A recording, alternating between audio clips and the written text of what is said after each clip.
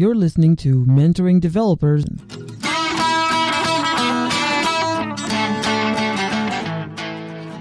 Now we're talking about team activities.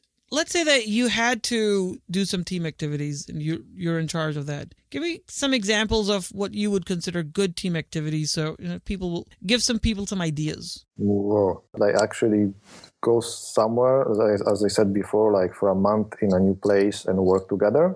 And for example, you don't have to do it like with the whole company, just for example, with you, like your team, like the marketing team, HR team, developer team, whatever. I will try to think about that sort of things. I have actually no other ideas right now. Yeah, I would say, that's a great one, David. And I think also, too, is that it probably really depends on what your particular aptitude is. Obviously, this is Mentoring Developers podcast, but as you guys know, like I'm much more on the user experience side of things. So I'm a really crappy coder, effectively.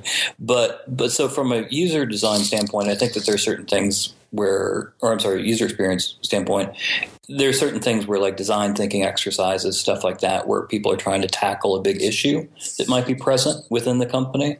That type of stuff too can be kind of a team building exercise where it really does cross over into work, but it also becomes something that's slightly more relaxed. Where again you might have this at a restaurant or a meeting space or a park or whatever those type of things are. But again, this sounds like a really inexact way to put it, but I think it's like you kind of know it when you see it. Where it's like, does this actually feel like something fun that people want to do, or is this something people are being forced to do? Right. And most people being reasonable would know. So yeah, I think you're right because like now you made me think, and you can do also like the same thing with developers. For example, let's say there is a new toy like the Oculus Rift, right? And you're a game company, and you're not sure if you want to use this in your next project. So you can say like, okay, maybe for a week, go somewhere, sit down, and try to like research and develop something for fun and see what happens, right? And then the developers can say like, okay, I learned something new. I had some fun. We stayed like all night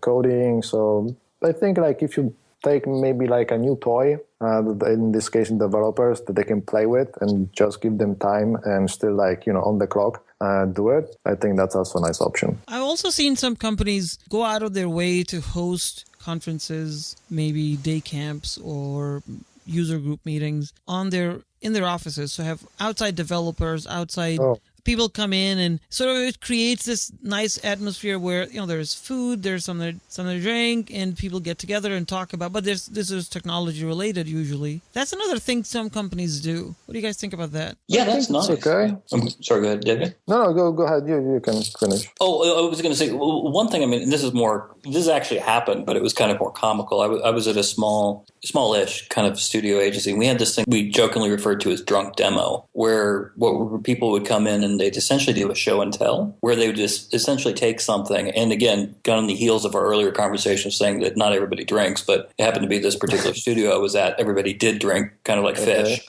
So everybody kind of knew this already, going into it. But what people would end up doing is it was relaxing, where people would have food, they'd end up having a couple drinks, and then they would essentially do this kind of demo or kind of show and tell. There really was no drunk part to it. It's just that people occasionally had a beer there, and so that's where drunk demo sounded fun than demo, right. But in actuality, what it was that it just taught people presentation skills, and talking in front of a group, right? Because it was irrelevant really what we were talking about. It was just simply the fact that we wanted to take colleagues and make them feel comfortable presenting in front of other people. And what's better than presenting in front of a bunch of people that really already care about you and work with you and like you and want to cheer you on, So that type of thing was. And the reason why I bring this up is that sometimes you can find these type of team building exercises actually have a end goal, like say, for instance, getting people comfortable presenting in front of other people, that can be helpful as well, rather than just simply team building. You can actually be going for a greater goal.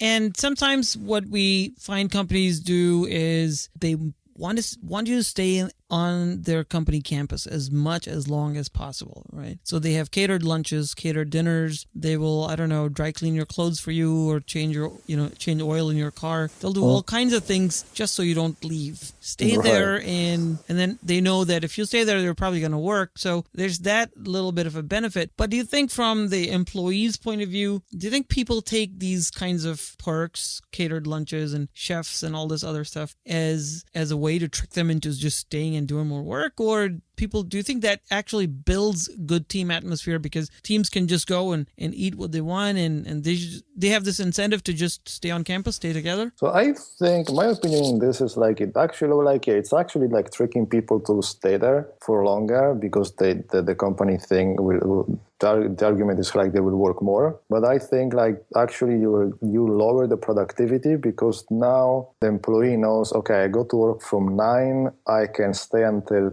8 because I'm going to eat, they dry clean, they clean my car, they like do my massage and everything. And so instead of working until 5 or 6, you're wasting time because you know you're going to stay at least a day, right? And so there was like, I think it was John Carmack, the guy that did Quake and now works at Oculus Rift, the CTO there. He had a rocket company and he said once that when this team of people, because basically it was like volunteers, like people that are fascinated by rockets, they were like meet for like 1 hour a day, 3 hours during the weekend and what have you. And they were actually making a lot of progress. And then Carmack said, okay, let's do this. Let's try to raise some money so you can quit your jobs and work in this rocket company like full time, right? And because his thought was like, we will increase productivity. And actually it turned the other way around because instead of like sitting for 1 hour and just nailing it, people, spend like 5 hours doing something that they were used to doing 1 hour, right? Because now they knew that they have so much time to accomplish something. So having the employee all the time at the company, I don't think overall it will give you like more code, more job, more work, more whatever. Does it build good team spirit? Because what happens when you do catered lunches is that everybody tends to eat together. Right. Lunch is okay because in the middle of the day, right? Mm-hmm. But I would say argue like everything else that keeps you there, like you said, like laundry, changing oil, parking your car, washing your car, doing all the things that you will normally do after hours, right? Mm-hmm. That's what I'm talking about. Yeah, some of this I just have to defer to you guys. I mean, I've never actually worked at a place where they want to wash my car. I've obviously should give an example, of course.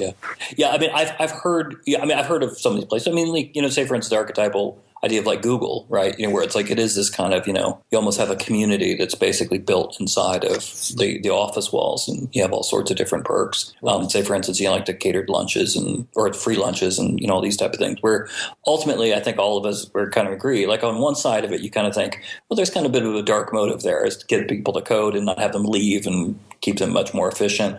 But I also would have to say too, and this is just shooting from the hip. It's like there may be some people that just personally like that. For me, I do kind of like the idea of getting out of an office. And frankly, I'm a consultant now, so I'm permanently out of the office. But when I was working, full time for somewhere else, I did kind of like the idea of like, oh, you know what? I have to run out and get an oil change kind of thing because it just allowed me to clear my head and come back. There may be other people that feel differently than that. So that's my only thing that again, this sounds like I'm just trying to bring up one of my earlier comments, but it's like, it's just this whole notion of like, well, is it implied that you have to participate in these programs, or is it truly a perk that allows you to, decide to engage in them or not? And that's often where I think the rub is. I think what the problem happens when you cater lunches, you obviously are spending money, and the company expects everybody to eat together. Now could be dangerous because people eat different things. They need variety. They need to just be themselves. They need to just have personal time. And you're literally robbing them of their personal time by just creating this sort of uniformity. Everybody eats the same food and they sit at the same table. So the idea is that you'll become great friends. And if you become great friends, you'll communicate better. And if you communicate better, you'll develop faster. And then, the company will benefit. This is so bizarre in my opinion, because as you're saying, people need to get out. And sometimes you want to eat something different. Maybe you don't share the culinary tastes with your teammates, right? And I've seen it happen. It's craziness. And if you imagine if you didn't want to do that. And I haven't been in this situation, but I can imagine if I was the odd one that wanted to do something different, then I'm just going to stick out. True. And everybody will look at you and say like, oh, this is the weirdo that doesn't like us and that doesn't sit with us and whatever, right? Yeah, and it doesn't believe in team spirit and team building. Yeah. Thank you so much for listening. For show notes and transcripts, visit us at mentoringdevelopers.com.